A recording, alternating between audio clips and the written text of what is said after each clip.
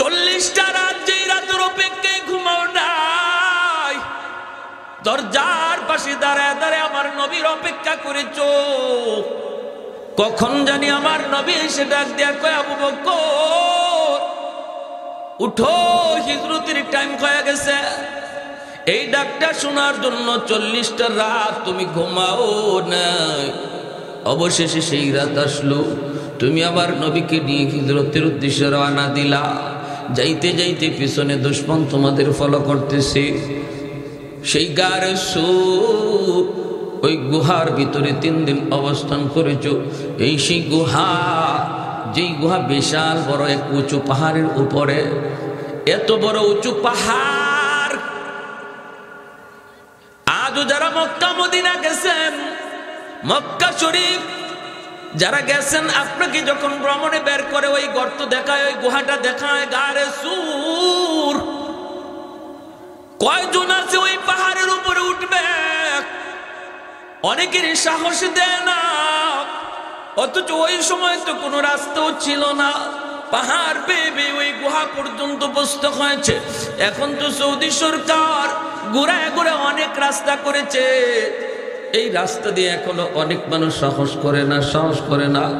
হযরত ওমর ফারুক রাদিয়াল্লাহু তাআলা আনহু বলেন, ভাই আবু বকর, ওই গুহায় ওঠার জন্য তুমি পাহাড়ের নিচে যায় মায়ের নবীকে নিয়ে দাঁড়াইছো, উপরের দিকে তাকায় দুজন সিদ্ধান্ত নিয়েছো ওই গুহার ভিতরে অবস্থান করবা। পিছনে দুশমন তোমাদের ফলো করতেছি, কিন্তু সেই পাহাড় আমার মায়ার নবীকে তুমি বাইতে দাও নাই রে। তুমি নিজে পাহাড় বায়া বায়া উঠছো আমার নবীরে নিজের কান্দে লইয়া। রহমতের নবীরে নিজের কান্দে উঠাইছিলা, আর নিজে বায়া বায়া পাহাড় বায়া ওই গুহার কিনারায় যায় গেছো। যে নবীকে বলছো, নবী গো আপনি গুহার মুখে দাঁড়ান, আপনি আগে গুহায় ঢুকেন না গো নবী, আমি একটু আগে গুহার ভিতরে ঢুকে দেখি গুহাটা নিরাপদ কিনা, নাকি আবার কোনো হিংস্র জীব জানোয়ার আছে। যদি কোনো হিংস্র জীব জানোয়ার আমি আবু বকরের ক্ষতি করে, এতে উম্মতের এত ক্ষতি হবে না, কিন্তু আপনার যদি কোনো ক্ষতি হয়ে যায় গো নবী, উম্মত কোনোদিন ক্ষতিপূরণ দিতে পারবে না। দাঁড়ান, আমার মায়ার নবীরে তুমি এই জায়গায় দাঁড় করাইয়া নিজে গুহার ভিতরে আগে ঢুকছো, নিজে গুহার ভিতরে ঢুকছো, ঢুকে তুমি যতগুলি গর্ত ছিল সবগুলি গর্তের মুখ ফাগরি ছিঁড়ে ছিঁড়ে গর্তের মুখগুলা বন্ধ করেছ। একটা গর্তের মুখ বন্ধ করার মতো কাপড় তোমার কাছে ছিল না, নিজের পা দিয়া ওই গর্তের মুখটা তুমি আটকায় রাখছো।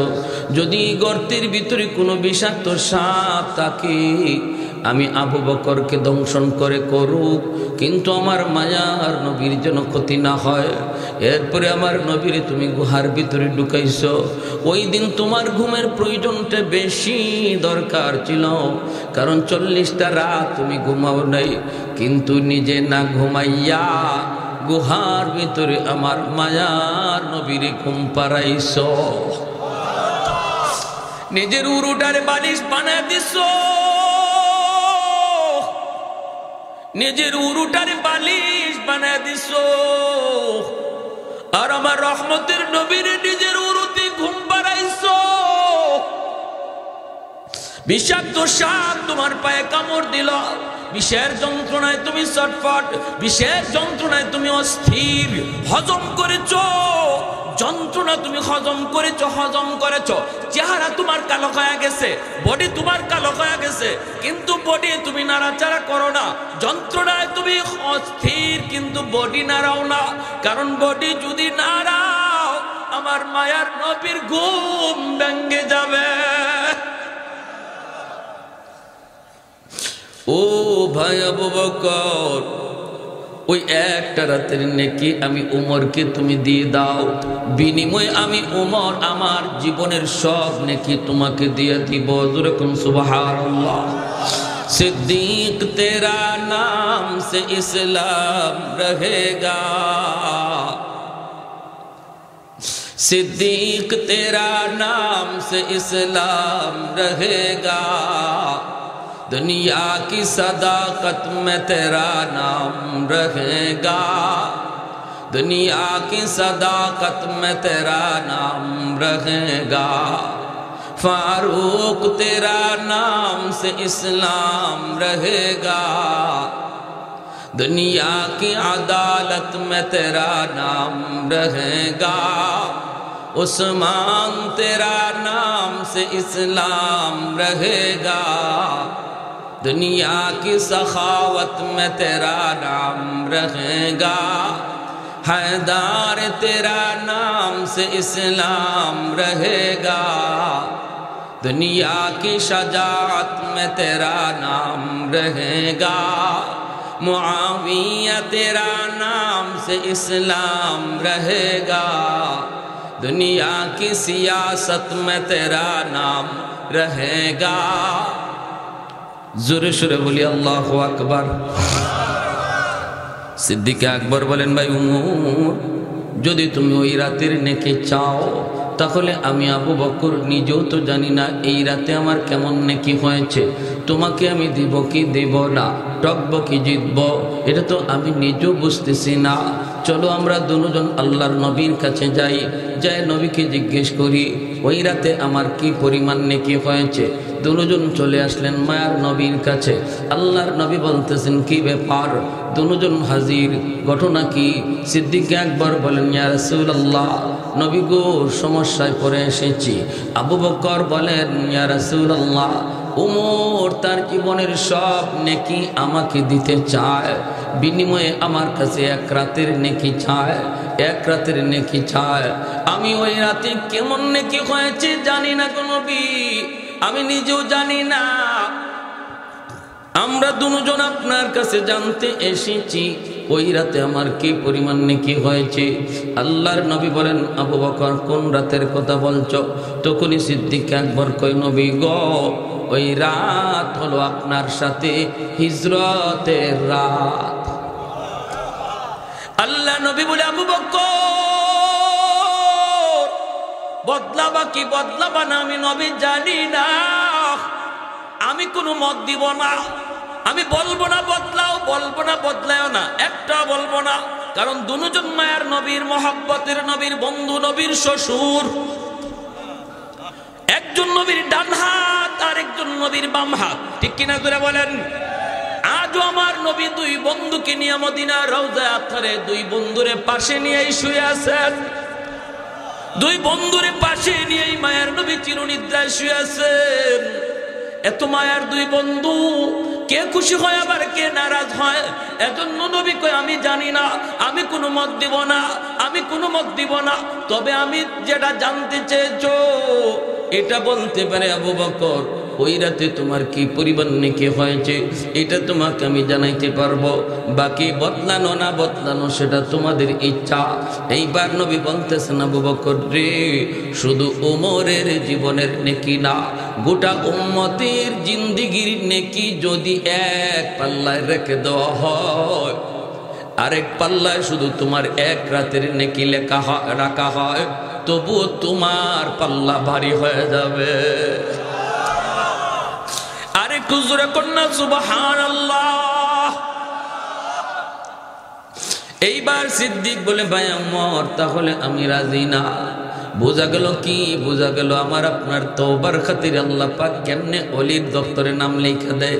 কারণ হলো তওবার দ্বারা শুধু গুনাহ মাফ হয় তা না, বরং নেকিও ডাবলের ডাবল বেড়ে যায়। আল্লাহু আকবার। এজন্য আল্লাহ বলেছেন, ইন্নাল্লাহা ইউহিব্বুত তাওয়াবিন ওয়া ইউহিব্বুল মুতাতাহহিরিন। তাওয়াবিনকে আল্লাহ মহব্বত করেন, কথা পরে বলছেন। মুতাতাহহিরিনকে মহব্বতের কথা পরে বলছেন, তাওয়াবিনকে মহব্বতের কথা আগে নিয়ে আসছেন। তওবাকারীকে যে আল্লাহ ভালোবাসে, এই ভালোবাসার কথা আল্লাহ আগে আনছে।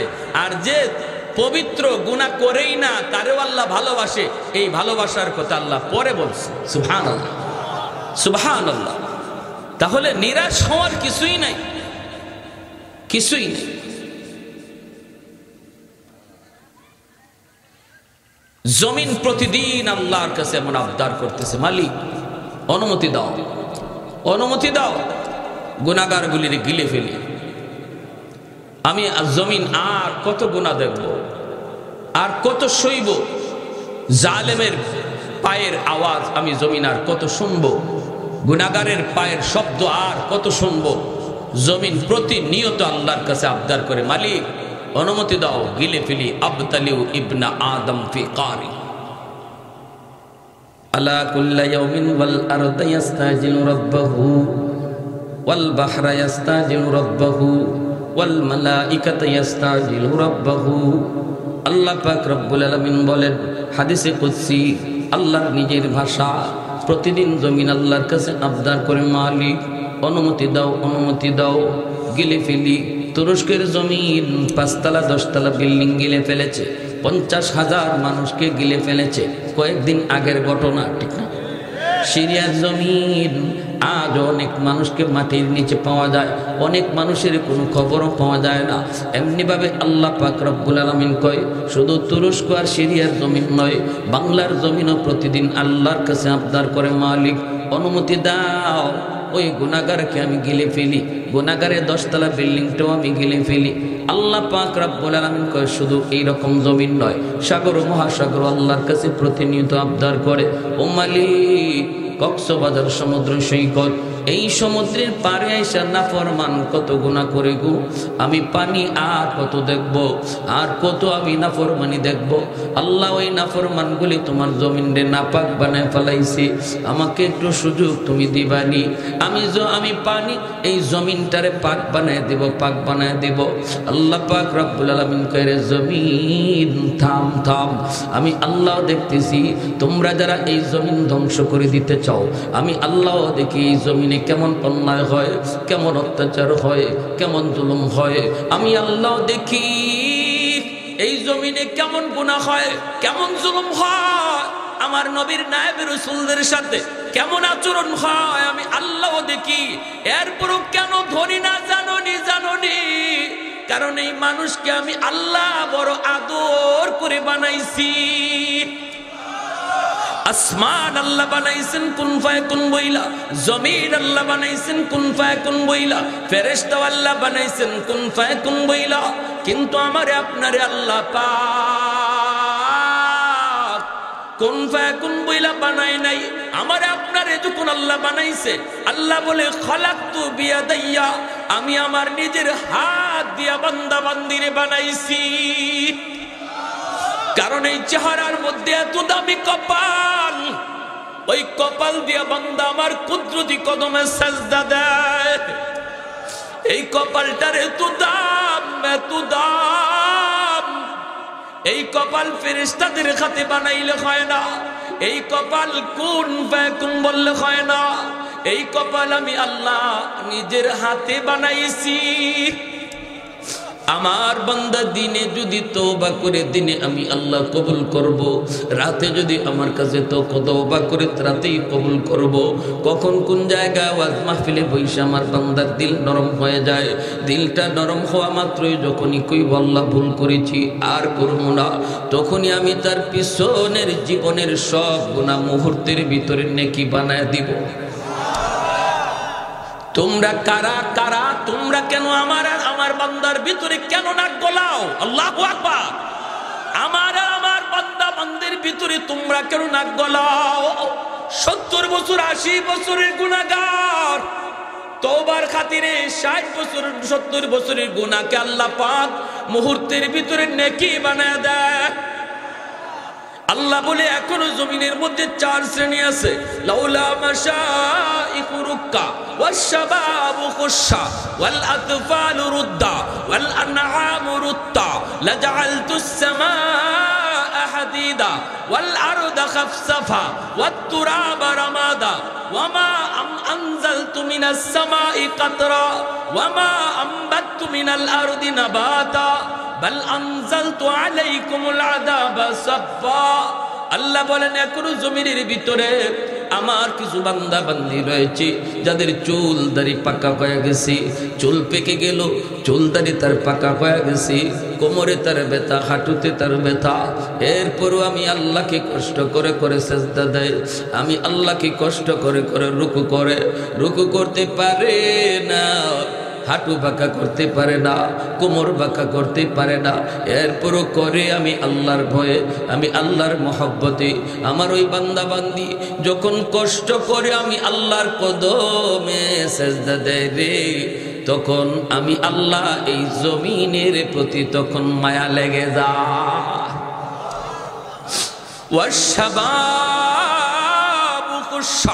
আল্লাহ বলেন এখনো জমিনের মধ্যে এমন কিছু যুবক রয়েছে যৌবনের পাগলামি করে না, যৌবনে আমি আল্লাহকে ডাকে, যৌবনে গুনার কাজে যায় না, যৌবনে গানের আসরে যায় না, যৌবনে যাত্রার প্যান্ডেল করে না, অথচ তার যৌবনের চাহিদা ছিল গুনাহ করা। আমি আল্লাহর ভয়ে, আমি আল্লাহর মহব্বতে দুনিয়ার হারাম প্রেম নাপাক ভালোবাসার দিকেও দৌড়ায় না, কলিজার ভিতরে আমার মহব্বত জমায়, আমার হাবিবের মহব্বত তার কলিজায়। চেহারার দিকে তাকাইলে নবীর সুন্নত, মাথায় তাকাইলে নবীর সুন্নত, খাইতে গেলেও নবীর সুন্নত, তার দিকে তাকাইলে ওই যুবকের কলিজার দিকে যখন আমি আল্লাহ তাকাই আর দেখি আমার ভয়ে বান্দা গুনাহ থেকে নিজের বাঁচাইতেছে, তখন তার দিকে তাকাইলেও জমিনের প্রতি আমার মায়া লেগে যায়। 3 নম্বরে আল্লাহ পাক রব্বুল আলামিন বলেন ওয়াল আতফালু রুদ্দাহ। ঘরে ঘরে কিছু শিশু বাচ্চা আছে, ওই শিশু বাচ্চাগুলির কোনো অন্যায় নাই, এদের কোনো অপরাধ নাই, শিশু বাচ্চাদের উপরে শরীয়তের কোনো বিধিবিধান চালু হয় নাই। গুনাহ আসতে চায় তার মার, আযাব আসতে চায় তার মার গুনার কারণে, বাবার গুনার কারণে, কিন্তু এই গজবের ভিতরে বাচ্চাটাও পইরা যায়, অথচ বাচ্চাটার কোনো গুনাহ নাই, কোনো অন্যায় নাই, ওর উপরে কোনো শরীয়তের বিধিবিধান নাই, তার উপরে হালাল হারাম কিছু নাই। যখনই আযাব গজব তার বাপ মার গুনার কারণে জমিনে আয় রে, ওই বাচ্চাটা টুট ভেঙ্গে ভেঙ্গে আমি আল্লাহর দিকে তাকায় কান্দে, অথচ আমার ওই নিষ্পাপ অবুধ বান্দাটার কোনো অন্যায় ছিল না, তার কান্নার দিকে তাকাইলো এই গুনাহগার জমিনের প্রতি আমার মায়া লেগে যায়। আল্লাহ বলেন 4 নম্বর হলো জমিনের মধ্যে কিছু পশু পাখি আছে, হাঁস মুরগি গরু ছাগল আছে, এদের উপরে শরীয়তের কোনো বিধিবিধান নাই। গরু ছাগল হাঁস মুরগির উপরে নাই জায়েজ না জায়েজ নামাজ রোজার কোনো বিধান নাই। যদি আসমানি গজব জমিনি গজব জমিনের ভিতরে নামে, তাহলে এই গরু ছাগলগুলি এরাও শিকার হয়ে যায়, এরাও এই গজবের শিকার হয়ে যায়, অথচ গরু ছাগলের কোনো অন্যায় নেই, কোনো অপরাধ নাই। এর দিকে তাকাইলো আমি আল্লাহ জমিনের প্রতি আমার মায়া লেগে যায়। এজন্য বলি যুবক, গরু ছাগল হাঁস মুরগি পশু পাখি যা কিছু দেখি, ও কারণে গরুটার মারধর করবা না, ও কারণে ছাগলটার গায়ে হাত দিবা না, কারণ জানোনি সে যদিও হাইওয়ান কিছু বলতে পারে না, আল্লাহ তার খাতিরে তোমারে আমারে বাঁচায় রাখছে। নতুবা জমিনে যেই পরিমাণ গুনাহ হয়, যেই পরিমাণ অন্যায় হয়, এখনো মসজিদে কয়জন যায় আর মসজিদের বাইরে কয়জন থাকে? নামাজের টাইমে হিসাব করলে দেখো, প্রতিটা ঘরে ঘরে যদি জরিপ করা হয়, প্রতিটা ঘরে নামাজি কয়জন, বেনামাজি কয়জন, দেখা যাবে বেনামাজির সংখ্যা বেশি। গ্রামে গ্রামে যদি হিসাব নেওয়া হয় নামাজি কয়জন বেনামাজি কয়জন, দেখা যাবে বেনামাজির সংখ্যা বেশি। আল্লাহ পাক বলে এত কিছু আমি দেখতেছি, আমি দেখতেছি দেখতেছি দেখতেছি, এরপর আমি জমিন টিকায় রাখছি এই 4 দলের কারণে। ওই বৃদ্ধ বান্দা বান্দিগুলা বৃদ্ধ বয়সে যখন আমার কদমে সাজদা দেয়, তার খাতিরে জগৎ টিকায় রাখছি। ওই যুবক, যে যুবক যৌবনে আমি আল্লাহরে ডরায়, ওই যুবকের কলিজার দিকে তাকাই আমি জমিন টিকায় রাখছি। শিশু বাচ্চাগুলিরও মারধর করবেন না, শিশু বাচ্চাগুলিরও মারধর করবেন না, বকাঝকা করবেন না, না না অভিশাপ দিবেন না। ওই বাচ্চাগুলি এরা নিষ্পাপ, এরা নিষ্পাপ। আল্লাহর কথা বলতেছি, হাদিসে কুদসি আল্লাহর ভাষা। আল্লাহ বলেন ওই বাচ্চাটা, যেই বাচ্চাটার আমি ধমক দিলাম ও কারণে মারলাম, এই বাচ্চাটার উসিলায় আল্লাহ ঘরের মানুষে খাওয়াইতেছে। সুবহানাল্লাহ। ওই বাচ্চাটার উসিলায় আল্লাহ ঘরের মানুষে খাওয়াইতেছে। অতএব না, বাচ্চাগুলির আদর করে আমার আল্লাহর কুদরতি কলিজা খুশি হয়ে যায়। সুবহানাল্লাহ। এর জন্য আমার মায়ের নবী ও বাচ্চাকে মায়া করতেন। নবী শিশু বাচ্চা দেখলেই কুলে নিতেন, কপালে চুমু খাইতেন, গালে চুমু খাইতেন। ওরা নিষ্পাপ, ওরা নিষ্পাপ, মাসুম। আমার গুনার কারণে আযাব আসতে চায়, বাচ্চার কারণে আল্লাহ আমারে বাঁচায়। বৃদ্ধ বাবাজিদেরকে মায়া করবেন, মায়া করবেন। বৃদ্ধ বাবাজিদেরকে শ্রদ্ধা করবেন, বৃদ্ধ বাবাজিদেরকে শ্রদ্ধা করবা যুবক। না না, মুরব্বী মানুষের সাথে বেয়াদবি কইরো না। ওই চুলদারি সাদা মানুষটার খাতিরে আল্লাহ আমারে বাঁচায় রাখছি। মুরব্বী মানুষকে আল্লাহ নিজেও সম্মান করে, আল্লাহ নিজেও সম্মান করে। কেমনে সম্মান করে একটা ঘটনা বলি, শোনেন, মনোযোগ দিয়ে শোনেন। হযরত আলী রাদিয়াল্লাহু তাআলা আনহু ঘর থেকে বের হয়েছেন, তিনি মসজিদে নামাজে শরীক হবেন। ইমাম হলেন আমার নবী, রহমতের নবী, নবীজি ইমাম। আলী ঘর থেকে বের হয়েছেন নামাজে শরীক হওয়ার জন্য, কিন্তু মসজিদে নববী যাওয়ার মাঝখানে একটা গলিপথ, গলিপথটা হলো অত্যন্ত চিকন একটা পথ। এই পথ দিয়ে হযরত আলী যাবেন। যেই মাত্র গলিপথে ঢুকলেন, দেখেন একজন মুরব্বী মানুষ গলিপথ দিয়া লাঠিতে ভর দিয়ে যাইতেছে। কোমর বাঁকা হয়ে গেছে, কোমর বাঁকা হয়ে গেছে। কি যেন খুঁজে, কি যেন খুঁজে। মুরব্বী মানুষ কোমর বাঁকা হয়ে লাঠিতে ভর দিয়া কিছু খুঁজে না রে বাবা, খুঁজে যৌবন কোথায় হারাইলাম, যৌবন কোথায় হারাইলাম, যৌবনটা খুঁজে। ওই আলী রাদিয়াল্লাহু তাআলা আনহু তিনি পিছনে আসতেছেন। হযরত আলী মনে মনে ভাবতেছেন, এখন আমি কি করব? যদি মসজিদে আল্লাহ নবীকে আমার রুকু ধরতে হয়, তাহলে একটু দ্রুত যাওয়া লাগবে, দ্রুত। আর দ্রুত গেলে ওই মুরব্বী মানুষটার একটু চাপ দেওয়া লাগবে। চাচা আমার একটু সাইড দেন, এতটুকু বইলা ওনাকে একটু চাপ দেওয়া লাগবে। হযরত আলী রাদিয়াল্লাহু তাআলা আনহু নিজের মনে বুঝান, এরে আলী বল, তুই কি মুরব্বী মানুষকে একটু কষ্ট দিবি, নাকি তোর রাকাত একটা ছুটে গেলে ছুটে যাবে? আলীর মন কয়, আলী রে, মুরব্বী মানুষকে আমার আল্লাহ নিজেও সম্মান করে। মুরব্বী মানুষ যখন আল্লাহর কাছে হাত উঠায় সাদা দাড়ি সাদা চুল লইয়া, তখন আল্লাহ বলে আমার তখন বড় লজ্জা লাগে। সুবহানাল্লাহ। না না, সম্মান করো, আল্লাহ যারা সম্মান করে তুমিও করো। হযরত আলী তারে ধাক্কাও দিলেন না, সাইড দিতেও বললেন না, পিছনে পিছনে যাইতেছেন। রাকাত একটা ছুটে যাবে আজকে নিশ্চিত, একটা রাকাত ছুটে যায়, ছুটে যাক। নবী মসজিদে নববীর ইমাম, এইদিকে আলী আসতে একটু দেরি হইতেছে। মায়ার নবী রুকুতে চলে গেছেন, রুকুতে চলে গেছেন, রুকুতে চলে গেছেন। যেমনি রুকুতে গেছেন, আল্লাহ পাক জিবরাইলে আমিনকে নবীর কাছে পাঠায়া দিছে। পাঠায়া দিয়া বলতেছে, নবী গো, রুকু থেকে মাথা উঠাবেন না গো নবী, রুকু লম্বা করেন, কারণ আপনার আলী এখনো রাস্তায়। সুবহানাল্লাহ। ওগো নবী, রুকু থেকে মাথা উঠেন না, কারণ আপনার আলী এখনো রাস্তায়, জামাত পায় নাই। আমি জিবরাইল যখন বলবো তখন মাথা উঠাবেন।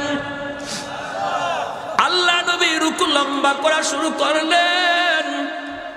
নামাজে নবী আর কোনো প্রশ্ন করলেন না।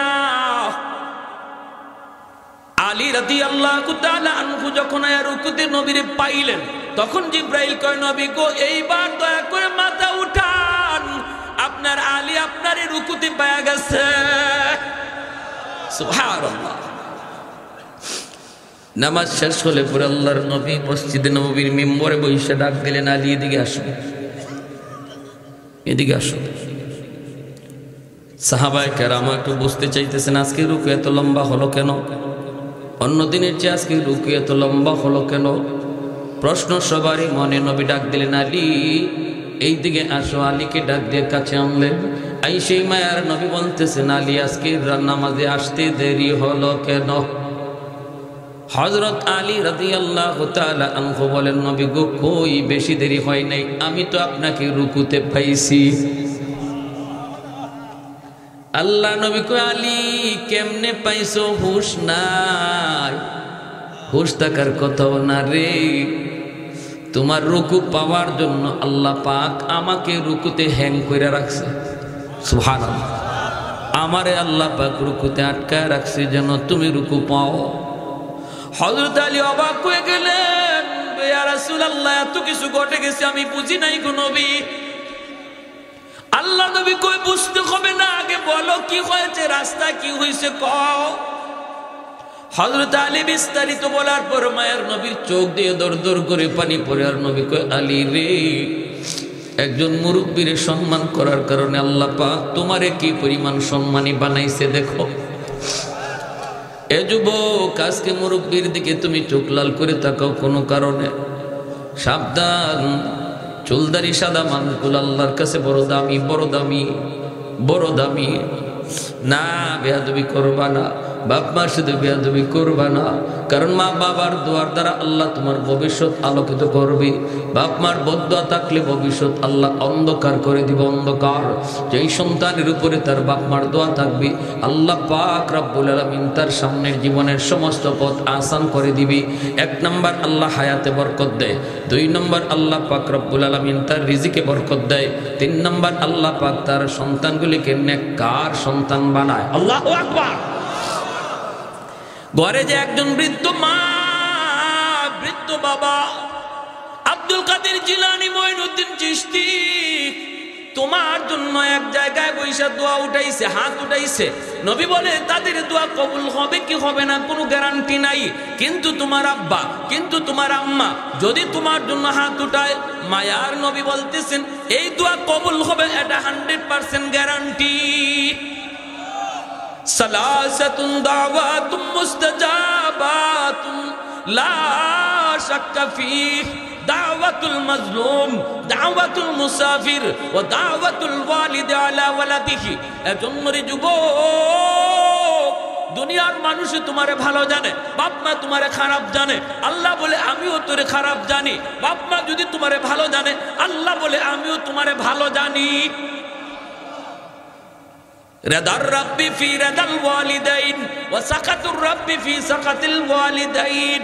এজন্য যুবক, যৌবন কালটা হলো তোমার আল্লাহকে খুশি করার বয়স। যুবক, যৌবন কালটা হলো আল্লাহর ওলি হওয়ার বয়স, তোমার আল্লাহর ওলি হওয়ার বয়স। এজন্যই তো জুন্নুন মিসরি রহমাতুল্লাহি আলাইহি তিনি নদীর কিনারা দিয়ে হাঁটতেছেন। একটা যুবক দেখেন আল্লাহর কেমনে ওলি হইয়া কেমনে বিপদ থেকে আল্লাহ তারে বাঁচাইছে যৌবন কালে। জুন্নুন মিসরি আল্লাহর বহুত বড় একজন ওলি, নদীর কিনারা দিয়ে তিনি হাঁটতেছেন। অসুবিধা হইতেছে আপনাদের? চলবে ভাই ভাই, চলবে। মনোযোগ কার কার আছে একটু হাত উঠে আল্লাহকে। আল্লাহ তুমি কবুল করো, জোরে বলি আমিন। হঠাৎ করে আল্লাহর ওলি দেখেন পানির নিচ থেকে একটা কচ্ছপ পানির উপরে ভাসলো।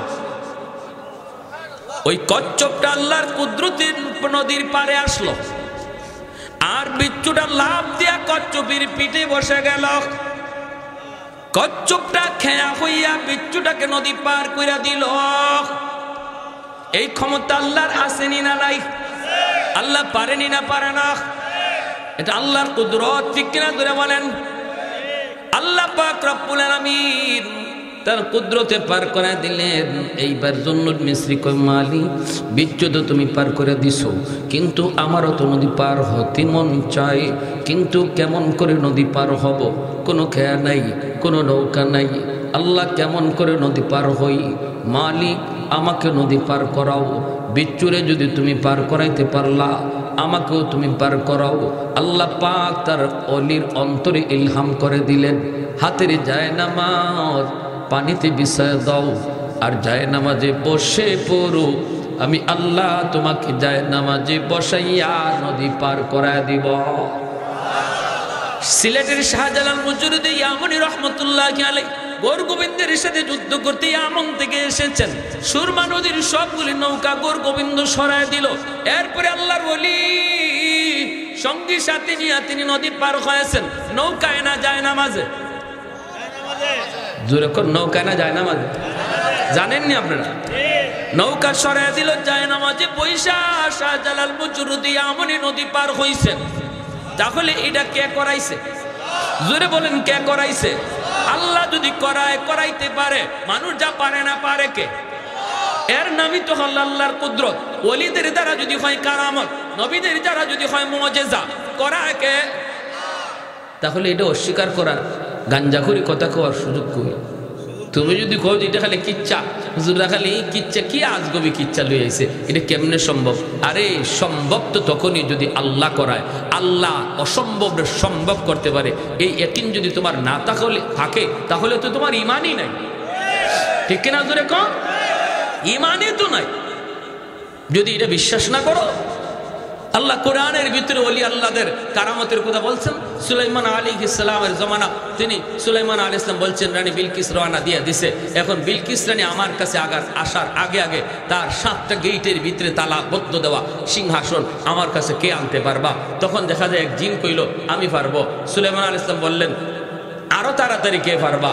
তখন একজন মানুষ যিনি আল্লাহর ওলি ছিল, যার ইসমে আজমের ক্ষমতা ছিল, মুস্তাজাবুদ দাওয়া ছিল, তিনি কই আমি আরো তাড়াতাড়ি আনতে পারবো। সুলাইমান আলাইহিস সালাম কয় দেখো বিলকিস রানী কিন্তু রওনা দিয়ে দিছে, রাস্তায় আছে, কিছুক্ষণ পরে আমার কাছে পৌঁছবো, অথচ সিংহাসন এখনো রয়ে গেছে তার সেই সানায়, সেখান থেকে তোমরা আনবা, তুমি আনবা, কত তাড়াতাড়ি আনতে পারবা বলো? কয় আপনি চোখ বুঝবেন আর চোখ খুলবেন, দেখবেন সিংহাসন হাজির। কি ভাই, মাটির নিচ দিয়া বিলকিস রানী আসার আগেই তার সিংহাসন সুলাইমান নবীর সামনে হাজির। এখন অস্বীকার করো, এটা তো কোরআনে আয়াত। কও বলে এটা কিচ্ছা, এটা সত্য না, বলো বলো, বললে ইমান থাকবে তো? আল্লাহর কোরআন। অতএব এই ধরনের কথা যারা বলে সাবধান, সাবধান, সতর্ক থাকা উচিত তাদের কাছ থেকে। আমরা বলি না কোন ওলি তার নিজের যোগ্যতায় অসম্ভবকে সম্ভব করে, আমরা বলি ওলির দ্বারা যা অসম্ভব সম্ভব হয় করায় কে? তাহলে এখানে তোমার ব্রেন হ্যাং মারবেই তো। আল্লাহর ক্ষমতায় যদি তোমার বুঝবার মতো জ্ঞান থাকতো তাহলে তো তুমি হইতা। আল্লাহ পাক তো তোমার এতটুকু জ্ঞান দেয় নাই যাতে আল্লাহর কুদরত তুমি বুঝতে পারো। এখানে হ্যাং মারবে ব্রেন। এখানে যদি বেশি বাড়াবাড়ি করো তাহলে নাস্তিকের মতো কিছুদিন পরে বলবা দেয়ার ইজ নো গড, আল্লাহ বলতে কিছু নেই, নাস্তিক হয়ে যাবে। যে বলে আমার যুক্তিতে ধরে না, যুক্তিতে ধরে না। আল্লাহ যদি আসেন তো কই আছেন? আল্লাহরে বানাইলো কে? আল্লাহর বাপকে? এই প্রশ্নগুলা কইরেই তো নাস্তিক হয়েছে, ঠিক না? এই প্রশ্নগুলা কইরেই নাস্তিকরা নাস্তিক হয়েছে। এজন্য সতর্ক আমার ভাই। জুন্নুন মিসরি রহমাতুল্লাহ আলাইহি কারামাতুল আউলিয়া হাক্কুন, এটা আহলে সুন্নাহ ওয়াল জামাতের আকীদা। আমাদের প্রত্যেকের এই ব্যাপারে বিশ্বাস আছে, ওলি আল্লাহদের কারামতের হক। এটা করায় কে? আল্লাহ। নবীদের মুআজিজা হক, নবীদের মুআজিজা ও নবীদের ক্ষমতা না, এটাও করান কে? আল্লাহ। এখন এনেকে আল্লাহ পাক কয় হাতের জায়নামাজ নদীতে বিছায় দাও। জুন্নুন মিসরি হাতের জায়নামাজ তিনি নদীতে বিছায় দিলেন। জায়নামাজে বৈশা তিনি নদী পার হয়ে গেলেন।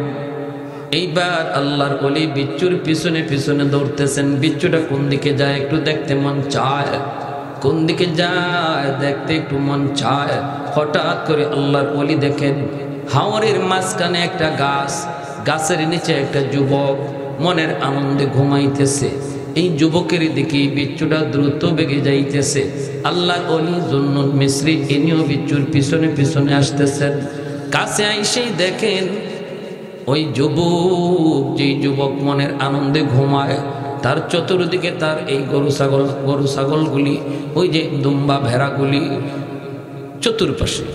মাথার পাশে বিশাল এক সাপ ফনা ধরে আছে, ফনা যে কোনো মুহূর্তে যুবককে দংশন করবে।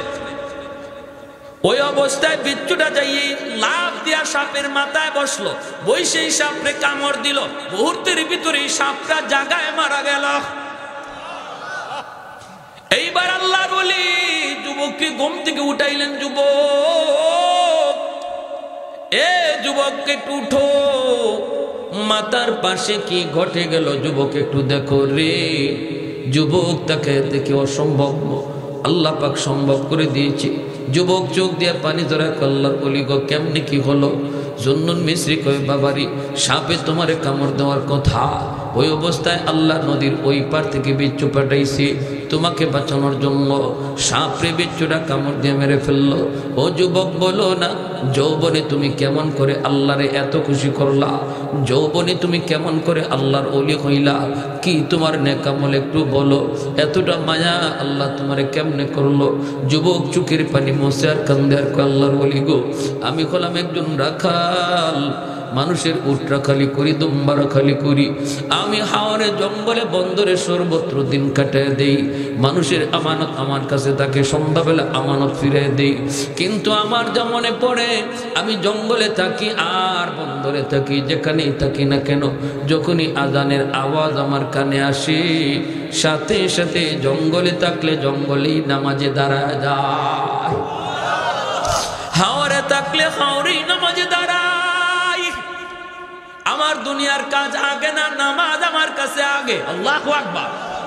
দুনিয়ার কাম আমার কাছে বড় নয়, নামাজ আমার কাছে বড়, আমার কাছে বড়।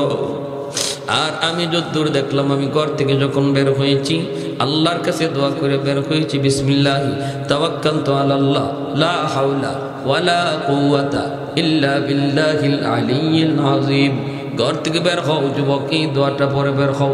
আল্লাহ তোমার হাওলা, তোমার উপর ভরসা করে আমি বের হলাম।